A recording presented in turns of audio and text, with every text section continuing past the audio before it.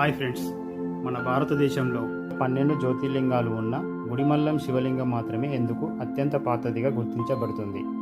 గుడిమల్లం శివలింగం ఇది ఆంధ్రప్రదేశ్లోని తిరుపతి దగ్గర 1వ సెంచరీ బీసీకు చెందినది. అంటే సుమారు 2500 సంవత్సరాల నాటిది. ఈ లింగం శాతవాహనుల కాలానికి చెందినదని చరిత్రకారులు చెబుతున్నారు. ఇది శివుడి మానవాకార రూపంతో ఉన్న ఏకైక శిల్పం. మరి జ్యోతిర్లింగాల పరిస్థితి ఏంటి?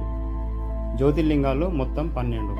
గుజరాత్లోని సోమనాథ్ ఆలయం, ఆంధ్రప్రదేశ్ శ్రీశైలంలోని మల్లికార్జున ఆలయం, ఉజ్జయినిలో మహాకాళేశ్వర్, మధ్యప్రదేశ్లో ఓంకారేశ్వర్, ఉత్తరాఖండ్లో కేదార్నాథ్, మహారాష్ట్రలో భీమశంకర్, ఉత్తరప్రదేశ్ కాశీలో విశ్వేశ్వర్, మహారాష్ట్రలో త్రయంబకేశ్వర్, జార్ఖండ్లో వైద్యనాథ్, గుజరాత్లో నాగేశ్వర్, తమిళనాడులో రామేశ్వరం, మహారాష్ట్రలోని విష్ణేశ్వరం.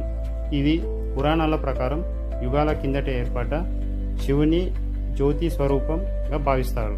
కానీ వీటి స్థాపనకు సరైన చారిత్రక ఆధారాలు లేవు. అంటే ఇవి ఆధ్యాత్మికంగా పురాణ ప్రాముఖ్యంతో ఉన్నవే, కానీ చరిత్రలో డేటింగ్ చేయడం కష్టం.